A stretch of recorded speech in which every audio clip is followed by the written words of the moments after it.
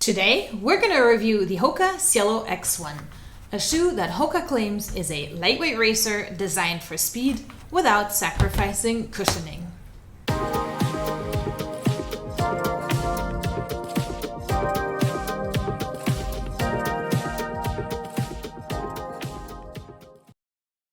Hello and welcome everybody to my channel. My name is Letty and I host the weekly marathon running podcast. Welcome to this shoe review of the HOKA Cielo X1, and we're gonna get started right after this disclaimer. This shoe has been provided to me for the purpose of review. However, no one is paying me for this review and all opinions expressed here are my own.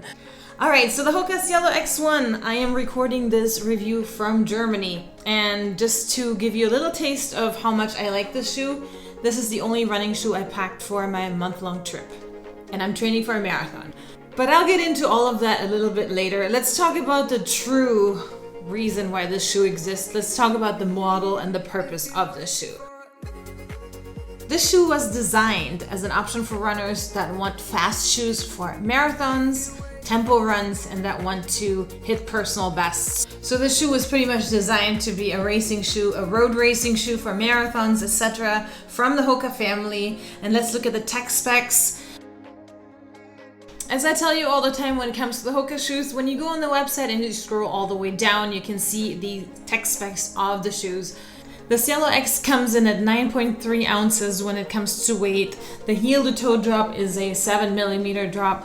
And just to let you know, putting that with the stack height, the shoe is 39mm at the heel. So the stack height is pretty high and you're sitting up there quite a bit. When it comes to stability, as you know, HOKA lists their shoes as neutral, moderate, and stable. Here, this Cielo X is listed as a neutral shoe, which I would argue it feels pretty stable, but we'll go into that a little bit later. When it comes to cushioning, HOKA has their shoes categorized as responsive, balanced, or plush. This shoe is listed as responsive, but you could argue this shoe also feels very plush because of the foam. So let's just hop right into those key features of this shoe. The reason that I would say this shoe feels very plush and responsive is because there are two layers of this PEBA foam. The top layer of the PEBA foam feels soft, but it also feels responsive, and the bottom layer has a little bit more of a stable feel for these long distances. In the middle between those PEBA foams is a carbon fiber plate, and this is a full-length carbon fiber plate which compresses and returns the energy just like all the carbon fiber plates will do, and it also propels you forward and helps your efficiency. As for the upper of the shoe, this upper is very breathable. It is mesh, lightweight, and allows for good airflow in this shoe. I personally like this mesh very much. As you guys know, and I always tell you, I live in Florida and I don't like anything bulky or not breathable, and this meets what I'm looking for when I run. Just like all HOKA shoes, this shoe has a meta rocker geometry, which means that it promotes a smooth heel to toe transition, encouraging a faster cadence, which can help reduce fatigue over the long run. When it comes to colors, this shoe is available on the HOKA website under all genders in 3 colors. The first color would be Frost and Cerise. I'm not sure if I'm pronouncing it correctly, but that's the white with the yellow-orange type of red. Then you also have the Evening Sky and Lettuce, which is the shoe that I have here for you, which also has a little bit of shiny material, which I think looks really nice. And then last but not least, there is a shoe called Cerise Solar Flare, which that's the shoe that is more of a full red-orange. Looks really fast, looks kind of like fire. Both of those shoes seem to be sold out on the website, but I'm also in Germany, so I'm not sure if that's just sold out here or wherever it is. And who knows, maybe it'll restock, so best bet is to just go online and check it out. Now, as for the price point, this shoe comes in at $275, and I think that price point is pretty normal to see for super shoes, the shoes that have the carbon plate in them. And obviously HOKA is trying to make this their road racing shoe, so it kind of falls right in there with the Nikes, Adidas, etc. And given what it does offer, I think the price point is pretty fair. Now let's compare this shoe a little bit to some other HOKA shoes that you might have. There's the HOKA Bondi, and then there is the Clifton, which the Bondi is the cushioned runner and the Clifton is the everyday trainer. So this shoe is obviously much lighter and a lot more responsive. They're really hard to compare to because they are so different, but just to give you an idea, much lighter, much more responsive. Shoes that are not HOKAs that you could compare this shoe with are, for example, the Saucony Endorphin Elite or the Adidas Prime X, which has similar cutouts. It comes in at a different price point though and is a little bit heavier. Then there's also the Mizuno Wave Rebellion, which has a similar stack height and similar cutouts, but also is a little bit lighter. Same with the Nike Alpha Flies. The Nike Alpha Flies are just a little bit lighter and they also have the air bubble, but compare them to other racing shoes and let me know what you think perhaps in the comments. Alright, so now let's talk about my first impression of this shoe. I first saw this shoe in February of this year, right before the Olympic trials in Orlando, when HOKA had a lounge area and let us see the shoe. The shoe was absolutely beautiful, and it was really interesting at the time for me to understand what's going on in certain running shoes. I was very new to ShoeTubing, and it was interesting to see how they had layered the carbon plate into the shoe and still use these dynamic cutouts to make the shoe lighter. I was able to receive a pair and have been running in those shoes since. And I will tell you everything about this shoe and how I feel about it after we see it in action.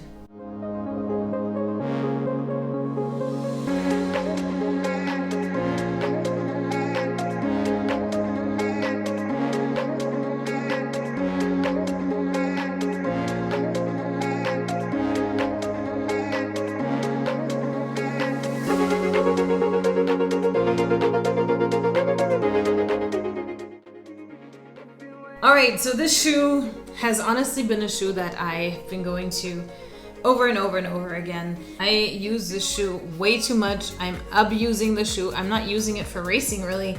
Like I said earlier, this shoe is the shoe that I chose to take on a trip with me. On a trip that was over a month long into a different country where I wouldn't just have flat terrain, I would have hills, mountains, gravels, and everything. And it still was the shoe I chose. I'm probably not using it for the right thing, right? Because this shoe was designed for racing and speed, but because it also has so much cushion, to me, the shoe has been kind of a hybrid that I can just wear it. And no matter if I run into you on my run and you run much faster than me and I choose to do my speed work with you, I can still use this shoe. Versus if I were using a Bondi or the Skyward X or any other shoes that are designed for just running slowly, I probably would just let you go and not do your speed run with you. So this shoe is a hybrid to me that I can kind of on a whim decide, okay, I'm gonna give it a little bit of gas and go a little bit faster or not. Our gait changes and our weight shifts when we go a little bit faster, as it should, right? We lean forward a little bit more, we go on our toes a little bit more. So when I do that with this shoe, I feel like it becomes more springy and very responsive. However, if I'm trying to go slow or if I'm just, relaxing and easing into it, I use a lot more of the midfoot and I feel the cushion a lot more. So it's been amazing to me to experience a shoe and see how I can kind of use the shoe for both types of runs. The shoe has been pretty much going on gravel, on road, on trails, and it still has felt really stable. I'm kind of conflicted by HOKA saying this is not a stability shoe, it's neutral, because to me, it feels very, very stable. So that's that.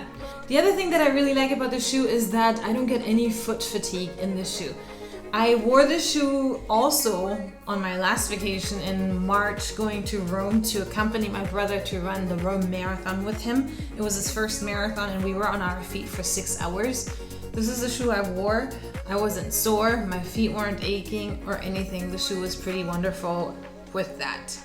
Have I worn this shoe for racing? No, I have not. I have a lot of shoes that are a lot more lightweight, so if I'm really gunning for the time, that's maybe a shoe I would not wear because it's a little bit heavier than my other racing shoes that I normally use. But you probably could, right? Maybe that's just in my head. So with all that said, I guess we could create a list of pros and cons.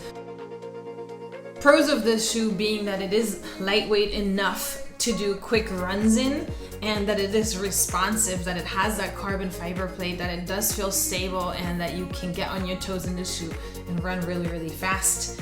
And you can run in the shoe for a long time. The cushion on top of the carbon fiber plate makes it comfortable enough, as we said, to go for a long time without feeling foot fatigue, without anything aching. It's very, very nice. And it feels smooth and it feels stable.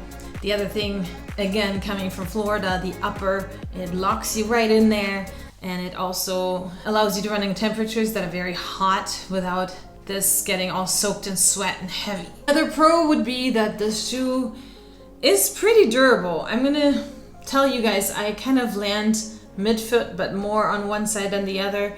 I'm not a heel striker very much, but I do wear my shoe off right on those two spots. And this is a shoe after having put over 400, probably 500 miles on.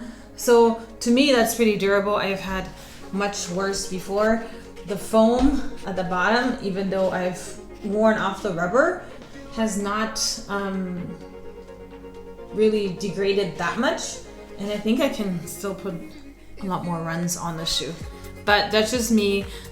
The shoe doesn't feel flat at all after all these miles. So I'm kind of curious to see what HOKA says how long the shoe is supposed to last.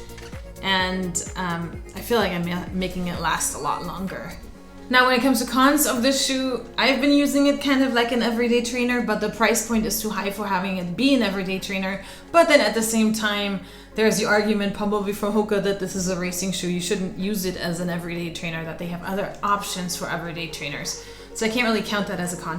One con, and one thing that I did find very annoying about this shoe, and I had to learn to do better, is tying the shoelaces. They are made out of this very, very slip nylon fabric, and I don't know how many times in the beginning I would find myself with an untied shoe, having to stop my run, pause the watch, of course, and then having to retie my shoe over and over and over again until I learned to really, really heavily pull these laces shut, almost double knot them, just because of the material that they are made out of, as you can see. It's very, very slippery. So that's a con. So in summary, I think HOKA's advertising is correct. This is a great shoe for people that are looking for a lightweight and cushioned racing shoe, or a tempo run shoe, or a shoe that they want to attempt personal bests with. And that is because the carbon fiber plate and the Pipa foams, the two layers of them that help you propel forward in the shoe, and you can really feel how responsive the shoe truly is. I personally think the shoe also makes a great everyday shoe, a great shoe to travel with if you are traveling somewhere and only taking one pair of shoes, because it allows you to go back and forth between even easy runs and fast runs. But of course, given that the price point of the shoe is $275, that might not be an option for you, just because it's almost like I feel like I'm wasting the shoe by putting all these miles on it. But at the same time, as I've shown you before, the shoe is pretty durable. So it is my favorite HOKA running shoe that I've ever received. I'm very grateful for this shoe, and I'm gonna make it last a little bit longer, and who knows, maybe I'll update you guys and let you know how many more miles I got to put on the shoe. All right, if you guys have any comments or anything that you want to add to this review, please put it in the comments down below. I would appreciate if you guys would consider subscribing, because I'm planning on doing a lot more running shoe tube reviews, reviewing other shoes, as well as more from HOKA as well. If you have anything else that you guys want me to review, let me know. And until next time, have a great week of running.